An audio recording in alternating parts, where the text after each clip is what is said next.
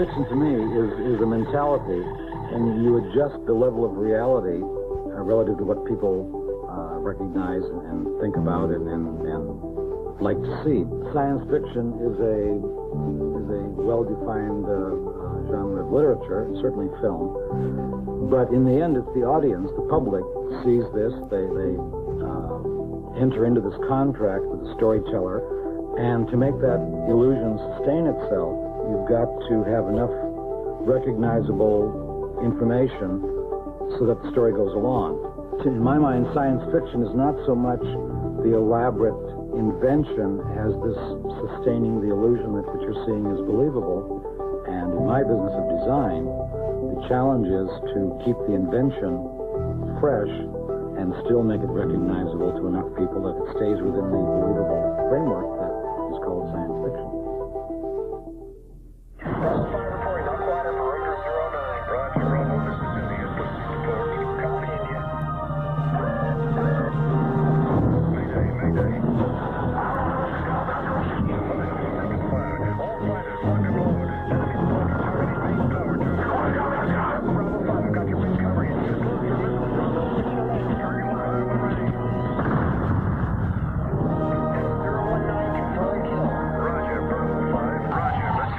Comic book convention in the world happens in San Diego every year, and this week the buzz is there.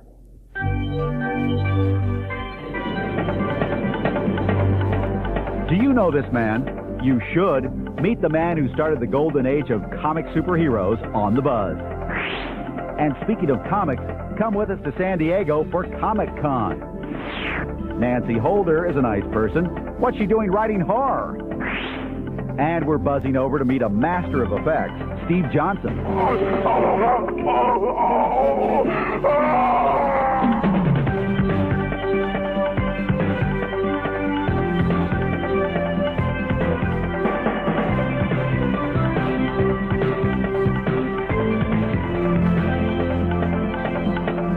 Talk about inflation. Hello, Buzzers. Welcome to Sci-Fi Central. Mike Jarek here. Look what I punched up on the internet. Some comic book history. When Superman debuted in 1938 on the cover of Action Comics #1, it sold for 1 thin dime. Well, recently at an auction in New York City, the same comic went for $54,000. And Detective Comics #27, which introduced Batman a year later, that was back in 1939, it sold for $48,000. Dave, those are valuable. Oh, those are new ones, but they're valuable too. That's why so many people go to San Diego's Comic Con every summer. So did we. It truly was like being in comic heaven for tens of thousands of fans who descended upon San Diego, California for Comic Con '94.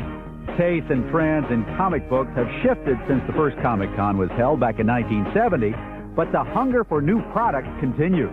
Right now, lately, they're looking for the independent comics, Lady Death, Vampirilla, some of the newer companies that are coming up. It's a little bit, they're selling hotter. People are getting tired of all the gimmicks that other companies are coming up with.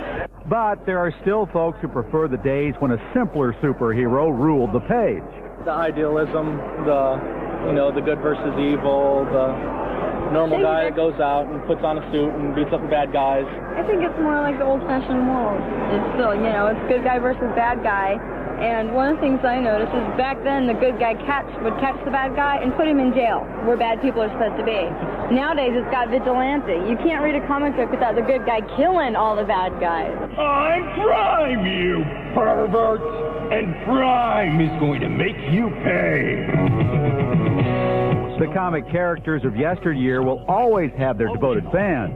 But a lot of companies are luring readers towards more sophisticated comic fare. For instance, Malibu has started an interactive department and is plowing full speed ahead on high-tech storytelling. Witness their new CD-Romics. It has a little bit of animation, not a lot, but it does have a lot of really good voice and sounds and everything. It really brings everything to life. Virtual reality is already a booming business, and comic books are more popular than ever. So Greystone Technology hit on the idea that combining the two could provide the ultimate interactive experience. We have done a joint venture with Top Cow Comics to embark on developing a virtual comic. Virtual comic is a concept that will allow someone to interact with comic book characters in a virtual environment. So not only will you be able to read the adventure and see it, you'll be able to experience interaction with the comic. With a new line of trading cards based on Malibu's Ultraverse comics, Skybox has taken the concept of the one-dimensional trading card to the cutting edge of visual possibilities. There are two hologram cards, which are holograms with painted artwork incorporated into the hologram. So it's not just a hologram, it's not a piece of artwork. This is the first time that the two have been put together in a full three-dimensional looking card. As in past years, Comic-Con 94 was filled with familiar celebrity faces. Illustrious talents like writer Mickey Spillane and actress Majel Barrett Roddenberry were on hand to help introduce techno comics to the comic book world. And anime fans offered a warm welcome to Rumiko Takahashi, the queen of Japanese animation. But the guy who really stole the show was that kickboxer from Belgium, Jean-Claude Van Damme. He was here to hype his upcoming movie, Time Cop, which is based, of course, on a comic book character. Hi, guys. Time Cop's an idea I had a long time ago, clear back to 1983, and the movie has turned out very nice. Jean-Claude is wonderful in it. I think it's his best movie yet. And if we may also be so bold, this appeared to be the best Comic-Con yet as well. After this disconnect, Steve Johnson and Nancy Holder, two nice people who do creepy things. Look, it's Susan Hyman. You look great today. Thanks, Your Mike. makeup is beautiful. Thank you. I understand Steve Johnson's doing it. I only wish Steve Johnson would do my makeup. He's very talented. Special. Right. You know, it's a competitive business, and he's way at the top. He's got an Emmy nomination for his work on The Stand. Well, congratulations. He's the one that transformed Jamie Sheridan into that satanic fright site. And remember all those dead bodies lying around that had that weird virus? You think those were actors? No. No. Steve Johnson. When I was a kid, I was just always interested in this stuff. I had a real inherent interest in monsters, and I really couldn't pinpoint why I did. I was growing up at a time when this was not a popular thing. Steve Johnson learned the art of makeup effects by gluing dried apples and hairy wigs to a friend's face. Johnson was on a serious quest to unlock the mysteries of monster makeup. Eventually, Steve approached top Hollywood makeup effects artist Rick Baker at a convention near his home in Houston. I think the thing that impressed him actually was not that my work was good, because it wasn't. I mean, I was a 14-year-old kid playing with apple cores, but what he was impressed with was that at that time, as far as I was from the center of the film industry, I was trying to figure these techniques out on my own, and I had enough energy to really pursue it. 2 weeks after Johnson arrived in Los Angeles at the tender age of 18, Baker gave him a job, and he hasn't stopped working since. After learning the tricks of the makeup trade as a team player on films like American Werewolf in London and The Howling, Johnson formed his own company, X Effects. Always on time, that's what I like. Now that he's the boss, Johnson can spend more time conceptualizing projects and less time getting his hands dirty. Not that he ever minded that aspect of the job. He was just a little too sensitive to handle the criticism that came with it. I used to have a real problem because I wanted to be an artist. Like, damn it, I'm an artist. I'm going to make my stand, and I'm going to do what I think's right for this picture. I don't care who else doesn't like it. Producers come in, they hate it, change the nose, make the nose longer, make the chin short. The director comes in, the chin's too short, make it longer, make the nose longer. And it would just drive me crazy. I would just boil because I would just know I was right. Fortunately, Johnson has made his peace with directors and realizes his relationship with them is one of mutual respect. Yeah, right. And the director always has the final say about everything. That's probably ways close to you, right? For instance, when Jim Cameron asked Johnson to create the most beautiful ethereal image ever put on film for The Abyss, no problema. Johnson delivered. If this was the only job I've ever had in my life that I have thought, halfway through the job I thought, I'm not going to make it through this. It literally was that hard, because everything we tried, if we found a material that would work underwater that was glass clear, then we couldn't make it glow or illuminate itself. If we found one that would glow and illuminate, then it wouldn't work underwater. Johnson had an easier time creating the aliens for Roswell, the recent Showtime movie about a mysterious incident in the New Mexico desert. Everybody's seen 100 times this typical communion, big-headed, big almond-shaped eyed alien done. I've never seen it done well, so I thought, great, here's an opportunity to do it right. And so I approached every aspect about the building and this alien in a different way than I normally would have. Johnson is currently working on Clive Barker's Lord of Illusions and Stephen King's The Langoliers, projects in which he may very well have to utilize computer-generated effects. For a while, Johnson was a bit freaked out about the computer craze. He refused to see Jurassic Park for months. But the benefits of combining traditional and cutting-edge techniques are now crystal clear. If I read a script and it says 10,000 slugs crawl across the ceiling and transform into butterflies, I don't want to have to come up with a way to do that physically. I mean, that's a perfect opportunity for computer-generated animation.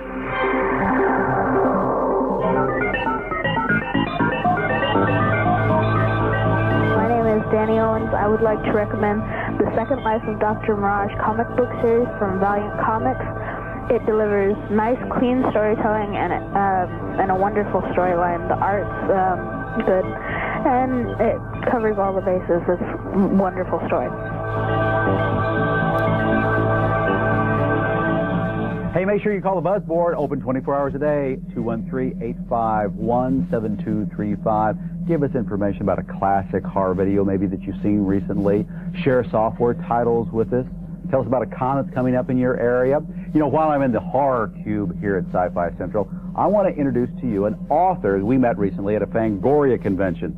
Now, this woman will give you the creeps. But the first line of Dead in the Water is, "This is how it will be when you drown." And a lot of people have come up to me and said that that was what got him to read the book. It says, "This is how it will be when you drown," and then it describes what it's like to drown.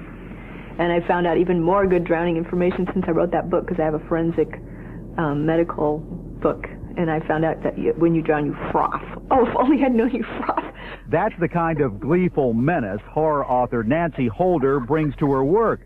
The jury is still out on her just-published novel, Dead in the Water, but if her recent and second Bram Stoker Award for Best Short Story is any indication, the book should do just fine, thank you. Nancy's first horror novel, written with Melanie Tam, was the acclaimed demon lover saga, Making Love. A former romance novelist, Holder is known for her ability to tap into the deep, dark secrets women don't dare express. There's a lot of things we don't want to say, but we wish somebody else would for us. And I have a feeling about that. I feel a connection with people about that, a sense. A lot of people have come up and said, "I'm really glad you said that. I wanted to." Nancy could easily be mistaken for a suburban mom. She doesn't possess the quirky affectation so many writers wear like a badge. The down-to-earth Holder is more like the girl next door, gone terribly wrong. I didn't know I was a horror fan, but now looking on it, yes, I was. I had one of those Remco magic sets you could get, and the only toy I played with was you could chop this lady in half. She was put together with two magnets, which I now know. I didn't know then. You got a little sword with it, and you could just chop her in half, and I used to be fascinated. But all the other tricks, I don't know any magic tricks. But that, and I used to make these huge, elaborate funerals for my Barbie dolls. So I didn't know I was a horror fan, but I definitely was twisted. I don't know where my lunacy ends and somebody else's begins, but a lot of times I just remember funny things people have told me or confessed to me. I'm also a good listener, and people tell me things. My dad was a psychiatrist. He used to tell me about his cases, not with names, of course, and people's phobias and people's weirdnesses, and he'd come and go, "God, this person came in my office today, and they go in closets. Oh, that's so weird." But he always felt so sympathetic about it, always so kind of, this is a really weird problem, but this poor guy is not being able to live his life. And I think I took that in. But it's the way Holder spews all the information she absorbs back out that makes her a unique voice on the horror scene. The secret to Nancy Holder's success may lie in her ability to be true to herself without taking herself too seriously. I try very hard to be true to my California roots. I want to be Charles L. Grant and Stephen King. I want to write about these small towns in the East and how weird and closed they are, but I'm from California. I'm a Southern Californian, and I try to write the way I talk. I'm not completely eloquent. I use a lot of slang. I drop words, so that's how I write. So I guess that's my voice. Harlan Ellison introduces us to a comic book legend next. The most important people in comics is a man whose name you probably aren't familiar with because he's not a writer, he's not an illustrator, he's not an editor, but if you ever meet Julius Schwartz, he'll probably show you his card. Now, this is one of those trading cards put out for famous creators of comic books. Of course, Julie Schwartz is very famous. Our very own Harlan Ellison, who's been collecting comics since he was a little tot. I think Gutenberg himself put out his comics for him. Well, he wanted to introduce his friend, Julie Schwartz. For the last, I don't know, 35, 40 years, I have been friends with a man named Julius Schwartz. He hates being called Julius. Julie Schwartz. Fabled living legend, the DC editor who reinvented the Flash, Green Lantern, the Justice Society as the Justice League. Julie was a science fiction fan. Then he became a science fiction agent. And he was an agent from the years 1934 to 1944. And amazingly enough, this man, whom I am very touching now, this man was the first agent Ray Bradbury ever had. Tell us about your meeting with Ray Bradbury, Julie. Well, there I was at the first World Science Fiction Convention in 1939. And this fellow, who I did not know, I may have heard of him, tapped me on the shoulder and said, I am going to be a writer and I want you to be my agent. But I said, my boy, I said, I only represent professionals. He said, someday I will be a professional. I'm willing to write a story a week until you sell one for me. I said, okay, go ahead and do it. Unfortunately, it took a little more than a year, but 1941, when I was about to leave for California with my friend Edmund Hamilton, yes, I received a check for this Ray Bradbury. And rather than mail it, I figured we would drive there before the check would get there. Who bought the story and how much was it? Well, let me tell a little bit more. This is television. This is not the theater. We haven't got three acts I'm coming here. to the dramatic part. All right. So Ed and I arrived in Los Angeles, got a place to live, and we decided to go out and get something to eat. We were hungry. We walked down the street, and there's a young fellow selling newspapers on the corner. Hey, get your Los Angeles Times, get your Los Angeles Herald, as the car passes. And we look, and what is now known as a double or triple take, it's Ray Bradbury. So he rushed over, and I said, Ray, I have good news for you. I have a check for the first story you sold. I sold, it was called The Pendulum. It sold to Super Science Stories and received 1/2 penny a word. I think the whole check came for $35. $35? Divided, he collaborated with, I think I made about 74 cents on that deal. That wasn't one of your big numbers. That was the big, but it was the start of Ray Bradbury's career, and I sold his next 69 stories. Now, okay, now it comes 1944, and you get a call from a buddy of yours, Mort Weisinger. No, I got a call from one of my clients named Alfred Bester. Was it Alfie Bester who got you in at D.C.? Oh, absolutely. Alfred Bester was writing Green Lantern at the time. And he was writing comics because there weren't enough science fiction markets to earn a living. So as a consequence, as an agent, a 10%, I wasn't either. So he suggested I go down to All American Comics, which is sort of a branch of D.C., and apply for the job. I protested. I said, I've never read a comic. I don't know what they're all about. He says, buy a few comics, read them, and go down. So I invested 30 cents. That much? I bought 3 comics. That's the only money I ever spent on comics in my life. 30 cents. But it paid dividends. I went down, was interviewed by Shelley Mayer, who was the editor-in-chief, and I was hired on that day, February 21st, 1944, and I've been there ever since. It's now my golden anniversary. In the middle, was it in the middle 60s that you rebuilt the Silver Age? 1955 was the beginning of the Silver Age. See, what had happened was there had been a lot of witch hunting and people saying comic books are bad for kids. There was a book called Seduction of the Innocent by Dr. Frederick Wortham, one of the great loonies of our time. There was the Keith Fahlberg crime hearings, and all of a sudden, the bottom fell out of comics, and there were no more superheroes, there were no more crime comics, there were no more horror comics, and it was all very mild. A lot of companies went out of business. Many years later now, comes Julie at D.C., and he says, I think I'm going to bring back these costume heroes. He recreated The Flash. No, first we're going to try it out. Oh, we had a magazine called Showcase, and if that issue sold, we know we had something. But here's the point that many of our viewers may not understand. When a magazine appears on a newsstand, we don't know how that magazine did till 4 or 5 months later. Now, if you printed the magazine on a regular monthly basis, you printed 5 magazines, and they all turned out to be a disaster. So we have a showcase. We try one issue, wait 4 months to see what happens. So showcase number 4, reintroduced the Flash. And all I kept from the Flash was the title and the super speed. Everything else was different. 4 months later, 4 months later, we got the report, and so in showcase number 8, we had another Flash, showcase number 12, and so on. At that point, they said, let's go ahead and put out the Flash. It became a success, and they said, Julie, what would you like to try next? Green Lantern. A real Lantern. favorite of mine was Green Lantern, especially since Alfred Bester wrote it, who got me into it. That proved to be a success with the change. I reintroduced the Justice Society of America, but I called it Justice League. Society is a terrible name. It sounds like a social club. A league, it's a baseball league, a football league, basketball. That proved to be a success, followed by the Hawkman and followed by the Atom. All right, so now, Julie, my boy, we come through the mists of time. We come forward. This is your life. You were the Superman editor at DC for how many years? Oh, about 16, from about 1971 to 1985, 86, I don't recall exactly. How many times did you kill him off? I never killed him off. Hey, I didn't just fall off the turnip truck. It may have seemed he was killed. Oh. He had never died. Oh, I see a cover that would say, in this issue, Superman dies.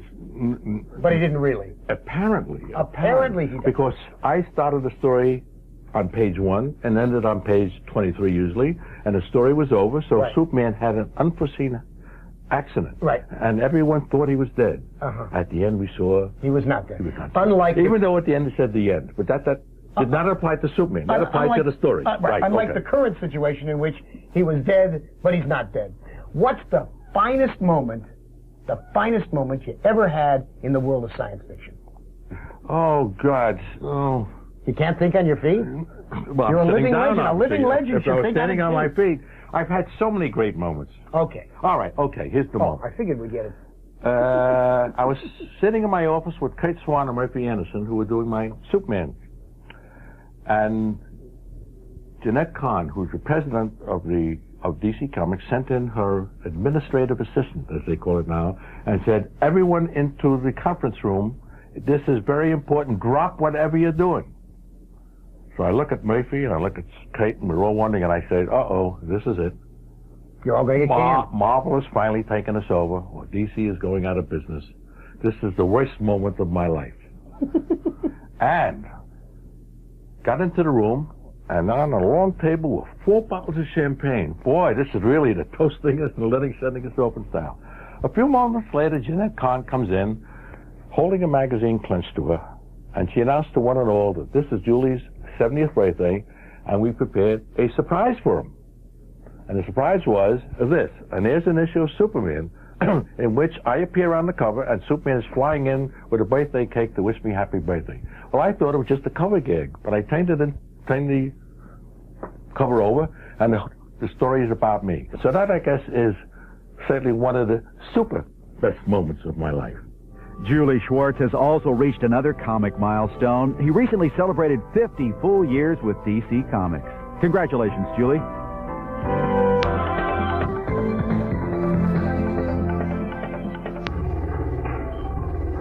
I'm George Takei, and you're watching the Sci-Fi Channel.